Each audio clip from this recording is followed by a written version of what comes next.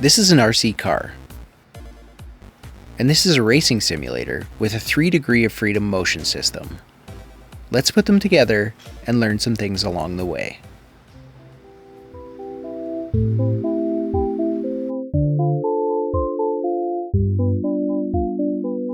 I'm not particularly good at racing, or electronics, or software, but I am pretty good at breaking things. Which oddly enough is how most of my projects start. Now, full disclosure here, I probably shouldn't be operating expensive equipment, let alone program it, or honestly even look at it for too long. But likely against their better judgment, the folks down at Sigma Integrale sent me a DK2 Motion platform to nerd out with. And brother, I nerded out big time. Let me back it up a bit. When I was a kid, my family took a road trip out east. You know the type. Hours in a minivan, occasional pit stops, and lots of emotional scarring courtesy of my older brother. The usual fare. One of these pit stops was to a place called Sega City, and to 10-year-old me, it was a place of legend. Rumor had it they had a racing game where the entire cockpit moved, like actuators, force feedback, the works. Cruisin' USA at the local arcade was already peak realism in my book, but this was something else. Fast forward about 3 decades and here I am, sitting in my garage with a static sim rig, an RC car that's way too fast for indoor use, and a YouTube channel documenting my dumb but ambitious ideas. This all kicked off when I posted my V1 roundabout way to control an RC vehicle with a sim rig. And thanks to the algorithm gods doing their thing, Peter from Sigma Integrale saw it. Now, I had already heard about Sigma from watching Sim Racing Garage and Boosted Media, but getting my hands on one of their motion platforms, that felt like something that was way out of reach for a small YouTuber like myself. Until today. Peter sent me some videos of projects they've done at Sigma over the years. An RC Peter built, full chassis motion rigs, RX-7 builds, and even a platform that moved in sync with an RC car. Exactly the kind of stuff that really gets me going. So we hopped on a video call. We swapped war stories, talked about our shared love of over-engineering and making things move that probably shouldn't, and just like that, a DK2 system was on the way. To prep myself for its arrival, I had to modify the rig a bit by building an independent stand for the monitor.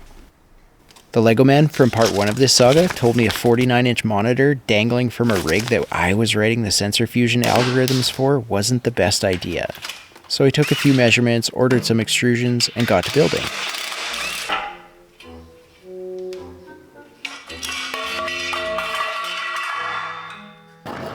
I know this wasn't the right way, but that's par for the course around here.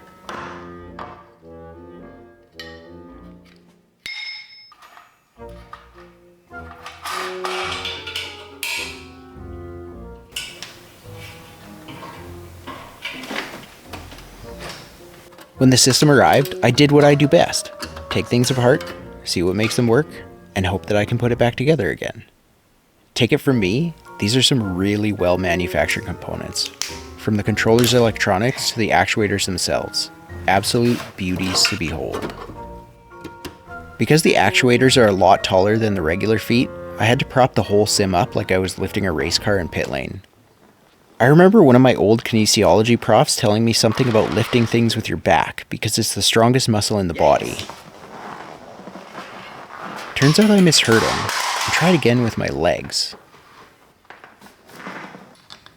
With the rig up in the air, it was time to get the plates on the actuators. I used Loctite on the fasteners because I had a feeling that the rig might be vibrating quite a bit with my coding and driving skill levels. But more on vibrations and resonance later. Per Peter and Howard's advice, I mounted the actuators as high as possible and dropped my seat as low as I could to improve the roll center, and thereby utilize the system's stroke more effectively. I totally only mounted the actuators once, and didn't have to do everything all over again.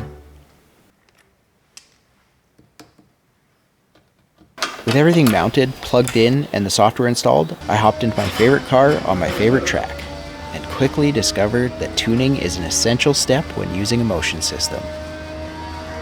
Despite only having 2 inches of travel, this thing can ragdoll you.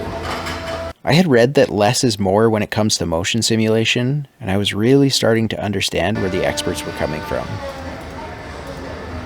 After a few sessions, I had it to what I felt was real, or about as real as someone who's never stepped foot in an actual race car would expect. Now here's where I get to the fun part, RC integration. Sigma had just released a new firmware with an open API, meaning I could now feed motion data to the platform from any source, including a dumb little RC car with an IMU mounted to the front. The new API and communication scheme was super comprehensive and easy to work with. After hacking out the Stewart platform stuff from my previous version that I had worked so hard on, I implemented a new communication function to talk to the Sigma controller. First test showed movement, but it was beyond weird. The movement seemed to have a 20-second delay, and it would full pitch or roll, then recenter intermittently. I dug into the telemetry and saw that the car was sending 5,000 degrees of roll in the software when I tilted the car 90 degrees. But at least I had the roll direction correct. Thinking I was in over my head with the old LSM6 DSOX plus List3MDL 9DOF IMU, I brought in an Adafruit BNO055. Easier to say and work with. The BNO055 has all the sensor fusion stuff happening on board, so all it spits out is real, usable data. I still came across the weird pitch roll angle issue, but I just scaled it with a magic number and called it a day. What it really ended up saving me with was separating the unwanted pitch while surging and unwanted roll while swaying, something that I just couldn't seem to get rid of when working with the raw sensor data. With the new sensor and scaled values, I was moving in real time, but with only pitch and roll. Where was heave? After checking things out in game telemetry, I found the platform will only heave when there's a speed value, so I did what I do second best, put sensors on things. Since I'm also working on traction control, I already had a half-baked driveline speed sensor prototype done. A little VHB and some Python magic later, I had speed data, and with it, heave. This is either going to be very dumb or very smart. Here's how it all works. The BNO055 and Hall effect sensor on the RC car send orientation and speed data over a 915 MHz radio link. That data gets picked up by a USB receiver plugged into my PC. Python grabs it, converts it into a UDP stream, and fires it straight to the Sigma Integrale controller. From there, the platform does its thing. Pitch, roll, and heave. Live, real time, and sometimes violently. I'm a genius. So job's done, right? A 3-degree of freedom motion system controlled by an RC car. Nah, let's go deeper.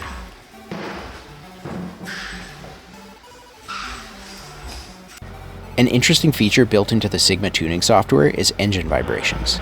You can dial in the intensity and front-rear bias to mimic the effects of a real car revving. Normally, the engine speed is sent from the game to the platform, so as the motor revs, the simulated vibrations change accordingly. But in my case, I don't have an engine. Or do I? Oh yeah! High five! I figured I could spoof the RPM by linking the throttle position to a fake engine speed value. Say, idle at 750 RPM, redline at 9,000. That way I could feel the RC car was revving out. But it's an electric motor. It jumps to max RPM instantly. Not exactly immersive. Yet. This is where we come full circle. When I first implemented the manual gearbox and paddle shifting functions, I thought they were cool, but I only used them occasionally. But with the motion system, they shine.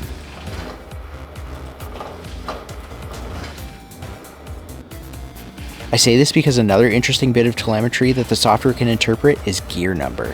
When the Sigma controller sees a sharp change in linear acceleration and an increase or decrease in gear number, it can create an effect similar to the feel of a car shifting gears.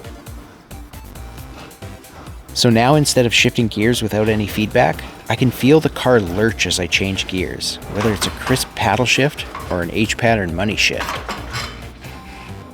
The engine vibration effect lets my butt, hands, and ears know when it's time to shift too. Until I stay at 3600 RPM for too long and the rig's resonance wiggles loose the pedal's RJ connector. That wasn't great. Because I can't help myself, I added a little quality of life upgrade. I mapped a switch on my HOTUS that lets me switch how I control the car on the fly. Position 1 is linear throttle, position 2 is paddle shifting, position 3 is H-pattern. I still have to go into the software to change power delivery timing and shift points, But in the future I might add another switch that lets me change engine modes like an F1 car. I also built an on-screen dashboard that shows simulated RPM, gear, speed, and pedal positions. It's completely useless to me because I have the FPV goggles on, but if I switch camera systems so I can have a live HDMI feed, it might come in handy. Being able to feel what the car is doing, whether it's driving on a textured road surface, drivetrain slap, or the jolt of a bad shift, completely changes the experience. The moment I ran over an air hose and thought, yep, that's exactly what I thought that would feel like, I was sold. But here's the kicker. I don't own the motion system. It's a demo unit that I've got until Christmas. So I plan to make hay while the sun shines. I'm limited to this one car in this small space, but the way I built it, everything's modular, so it can be done on any RC car with enough persistence. Racing, drifting, crawling, and flying could all benefit from the added immersion. Someday. If I can get some new RC vehicles in the shop before my time's up, you better believe more weird content's coming. Maybe something with big travel. And maybe a DK6. I've said it before and I'll say it again. I'm not the first person to have done any of this stuff. Sigma Integrale is years ahead of me. So is Cloud RC. And probably a dozen other companies. I'm not blazing the trail. I'm just following it. Slightly sideways. Having fun and sharing what I learn along the way. So if you're still here after all that, thanks for riding shotgun. If you got weird ideas, questions, or suggestions, drop them in the comments. I read all of them. Even the unhinged ones. What? Like, share, subscribe. You know the drill. I'm just getting started.